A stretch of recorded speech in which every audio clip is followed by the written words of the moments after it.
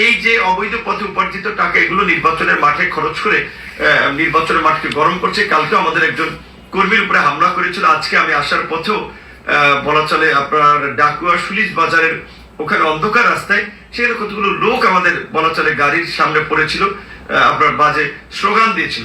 তো তাদের উদ্দেশ্য কি আমরা জানি না।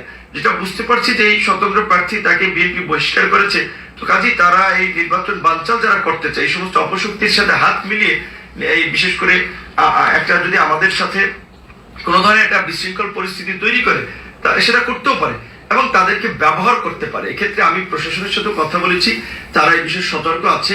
আমি বিএনপির বিশেষ করে ঊর্ধ্বতন মহলেও এই বিষয়টি পৌঁছবো, কারণ দেখা যায় এরা নির্বাচনের মাঠে নেমেছে, স্বাভাবিকভাবেই এদেরকে যদি কেউ ধরেন 2-20 কোটি টাকা দেয় যে না তোমরা ভিপি নুরের নির্বাচনকে বা নির্বাচনী সমাবেশে হামলা করো একটা, কিংবা তার উপরে একটা আক্রমণ করো, 20-50 কোটি টাকা তারা তো মনে করবে এটা তাদের জন্য একটা বড় পাওয়া।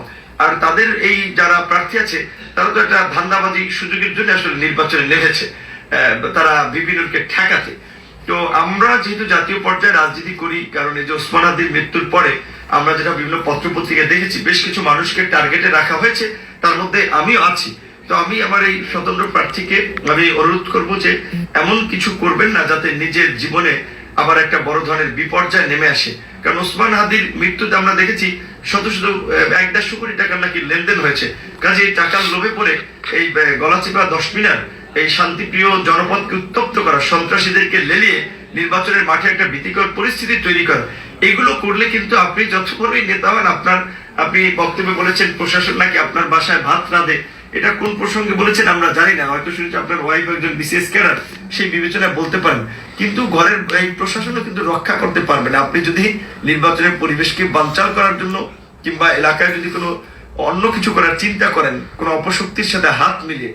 এই জনপদের মানুষ ইতিমধ্যেই তাদের সন্তান হিসেবে আমাকে গ্রহণ করেছে, আমাদেরকে আপন করে নিয়েছে। যেখানেই যাই তাদের চোখের ভাষা, মুখের ভাষা আমরা দেখতে পাই এবং আমরা এটুকু আজ করতে পারি যে বিপুল ভোটে এখানকার দল মত নির্বিশেষে আওয়ামী লীগ, বিএনপি, জামাত, চরমোনাই, হিন্দু, মুসলিম, বৌদ্ধ, খ্রিস্টান আমরা জয়লাভ করব।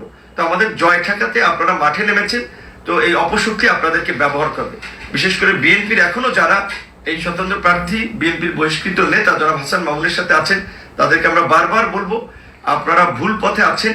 আপনারা আমাদের নেতা কর্মীদের সাথে যে আচরণ করছেন, পায়ে পড়ে আপনার বিভিন্ন ধরনের ঘটনা ঘটানোর চেষ্টা করছেন, আমাদের নেতাকর্মীরা ধৈর্যের পরিচয় দিচ্ছে। কারণ আমাদের জনগণকে ভোট কেন্দ্রে নিতে হবে। জনগণ যে একটি উৎসব মুখের পরিবেশে যে মিছিল মিটিং করছে, নির্বাচনী পরিবেশ তৈরি করছে, আমরা এটাকে ধরে রাখতে চাই। কিন্তু আপনারা অপশক্তির সাথে হাত মিলিয়ে টাকার গন্ধে আপনারা এখানে নাশকতা করার চেষ্টা করছেন।